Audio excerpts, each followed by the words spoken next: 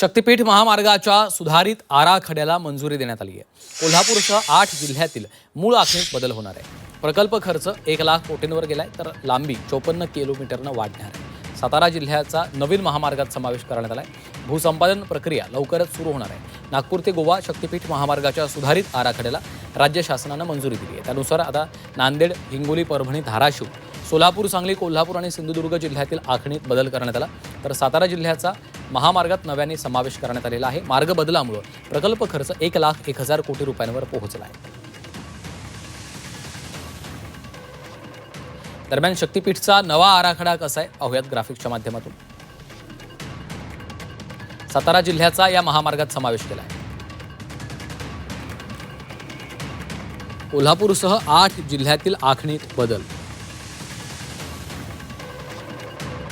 शेतकऱ्यांच्या विरोधामुळे मार्गात बदल करण्यात आला। भूसंपादन प्रक्रिया लवकरच सुरू होणार आहे। राज्यातील 13 जिल्हे आणि 40 तालुके जोडले जाणार आहेत। प्रकल्पात एकूण 6 बोगदे असणार आहेत। 21 धार्मिक स्थळांना महामार्गाने जोडले जाणार आहे। प्रकल्प खर्च 1 लाख कोटींवर आहे। महामार्गाची लांबी 54 किलोमीटरनं वाढली आहे। नागपूर गोवा अंतर 18 वरून 8 तासांवर येणार आहे। लोकांचा विरोध लक्षात घेता त्याचा मार्ग बदलण्याच्या बाबतीत मला निर्णय झालेला आहे। तो सातारामधून सुद्धा जातोय, मानखाटामधून असं समजतंय।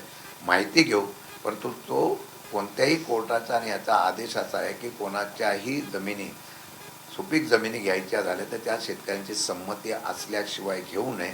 तरी सुद्धा सरकार 8 तास करत असेल तर त्याला विरोध होत असताना ते पर्यायी जर काय काढत असतील तर त्याच्या बाबतीमध्ये निश्चितपणाने हा 8 तास का सरकार करतं याचा खुलासा त्यांनीच करावा।